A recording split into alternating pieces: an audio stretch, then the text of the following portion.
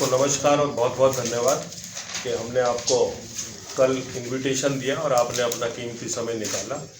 आज मैं और हमारे कमलवीर जी जो बादशाहपुर से चुनाव लड़े थे, जैसा आप जानते हैं, हम लोग जो खिड़की दोला टोल प्लाजा में कुछ खामियां हैं वो आपके सामने हम रखना चाहते हैं।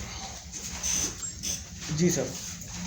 खिड़की दोला टोल प्लाजा की शुरुआत 25 फरवरी 2008 को हुई थी। इसका संचालन एक निजी कंपनी डीएस कंस्ट्रक्शन के थ्रू हुआ और आप जानते हैं कि डीएस कंस्ट्रक्शन डिफ़ॉल्टर हुई। 5 बैंकों ने का वो पैसा नहीं दे पाई, तो 5 बैंकों ने, हाई कोर्ट ने ये कहा कि 5 जो बैंक हैं वो अपना पैसा रिकवरी करने के लिए वो ये टोल टैक्स खुद चलाएं। और उसी कड़ी में एक millennium city express private limited के नाम से एक फर्म बनाई गई जो अब इस टोल टैक्स को चला रही है। और इस टोल टैक्स में आपने देखा होगा कि जो यहाँ कलेक्शन हो रही है उसमें काफ़ी हेरा फेरी है। जो अभी हमें कुछ तथ्य मिले, उस तथ्यों के अनुसार से इस टोल टैक्स में काफ़ी बड़ा घपला मैं आपके सामने अभी बताना चाहता हूँ।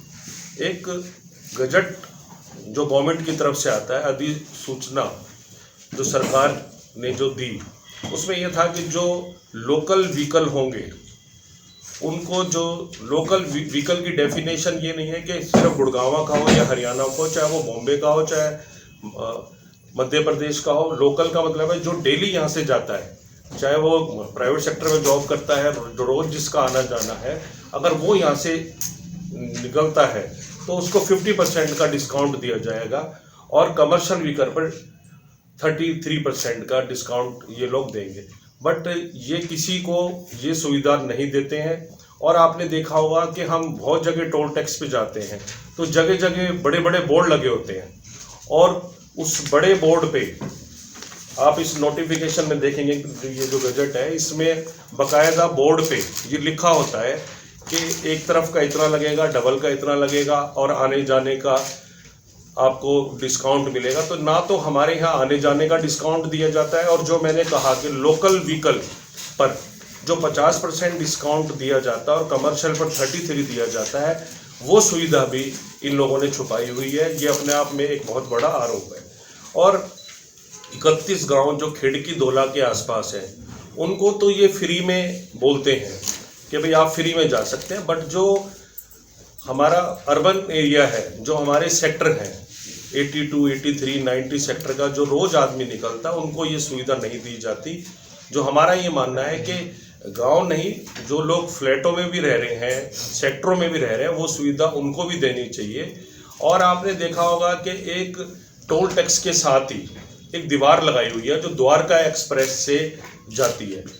NHA उसका अभी तक NOC नहीं दे रहा, क्योंकि वहाँ से कई हजारों लोग हर रोज़ वहाँ से निकलते हैं, पर वो दीवार की वजह से उनका डिस्टेंस भी ज़्यादा हो जाता है और डिस्टेंस के साथ साथ उनका पैसा भी वेस्ट जाता है, और पैसे के साथ साथ पोल्यूशन भी काफ़ी बढ़ रहा है। वो ज़बरदस्ती वो दीवार लगाई गई है। तो मेरा ये मानना है कि उसकी वजह से भी काफ़ी वायलेंस इन लोगों ने करा हुआ है। जो डेली जो यूज़ कर रहा है उसका पॉकेट से हर रोज़ पैसा वेस्ट जा रहा है। और एक सबसे बड़ी बात यह है कि आपने देखा होगा जब से ये फास्टैग लगा है, इसके जो मशीन है, जो इसके रीडर हैं, जो इसकी मशीनरी है, वो इतनी बेकार है कि आए दिन वहाँ पर जाम लगा रहता है। और उस जाम की वजह से आपने देखा होगा कि NHA की गाइडलाइन है कि कुछ दूरी तक अगर वहाँ पर ज़्यादा गाड़ी हो जाएंगी तो टोल टैक्स को फ्री कर देंगे, पर हमारे यहाँ पर ऐसा बिल्कुल नहीं है। ना मार्केशन है, कितना ही लंबा जाम होगा, इनके इंस्ट्रूमेंट काम नहीं कर रहे हैं। और बहुत बार ऐसा देखने को मिला है कि जैसे ही आप जाएंगे फास्टैग में और इनकी मशीन काम नहीं करेगी, तो उस समय ये गाड़ी को जाने देंगे। 3-4 दिन बाद उससे पैसा भी ले लेते हैं और 3-4 दिन बाद आपके बैंक से आपके पैसा क्रेडिट हो जाता है, जो कि बहुत बड़ा अपराध है। इनको 0 रिसिप्ट हमें देनी चाहिए। अगर हम अपनी गाड़ी वहाँ से पास कर रहे हैं तो 0 रिसिप्ट हमें दें, और उस 0 रिसिप्ट से, ये इनके गजट में भी है, मैं आपको दे दूंगा इसके पेपर, कि उस समय अगर रीडर काम नहीं कर रहा तो उस समय गाड़ी को फ्री में जाना चाहिए और जीरो रिसिप्ट देनी चाहिए। ये जीरो रिसिप्ट देते नहीं है और ये अपने आप में एक बहुत बड़ा मेरा मानना है कि 5 से 6 लाख पर डे का ये घपला है। 2-3 दिन बाद ये गाड़ी का नंबर नोट कर लेते हैं और उसके पैसे से ये क्रेडिट कर लेते हैं। अभी 3-4 दिन पहले ही मेरे साथ कोई था, उनके साथ सेम सिचुएशन ये हुई, मेरे पास उसके स्क्रीनशॉट भी है। और इन्होंने जो गाइडलाइन है, मैं दोबारा बता रहा हूँ, आप दोनों तरफ जाइए। दिल्ली से जब आप मानेसर की तरफ जाएंगे या मानेसर से गुड़गांव की तरफ आएंगे तो आप दोनों तरफ देखेंगे कोई बोर्ड नहीं लगा रखा है। इन्होंने जान के ये सारी चीज़ें छुपाई हुई हैं। और जब इनका एग्रीमेंट हुआ था, जो इनका ये एग्रीमेंट है, जो गजट है, उसमें ये कहा गया था कि 28 किलोमीटर का ये वो है स्क्रैच है। और उसमें 28 किलोमीटर में आपने देखा होगा ना तो यहाँ पर CCTV कैमरे लग रहे हैं। इनफैक्ट ये है कि जो आपका टोल टैक्स है, इसमें 30 लैक्स की ब्राइटनेस होनी चाहिए लाइट की, पर इन्होंने 10 से 12 लैक्स की दी हुई है। उसमें बिजली का काफ़ी ज़्यादा घपला है, उसमें इनका बिल कम आता है, जो कि सुविधा लोगों को विजिबिलिटी है। आपने देखा होगा टोल टैक्स पे रात को अंधेरा रहता है, उसमें भी एक बहुत बड़ा गड़बड़ है। जब इन्होंने एग्रीमेंट साइन करा था तो उसमें यह था कि इतनी क्षमता की लाइट होनी चाहिए 30 लैक्स की, जो कि आज की डेट में 10 से 12 है। तो ये काफ़ी सारे घपले काफ़ी दिन से चल रहे हैं। हमारी ये डिमांड है कि खेड़की दोला टोल प्लाजा पर जो घपला हो रहा है उसकी CBI जांच हो या सिटिंग जज से इसकी जांच हो।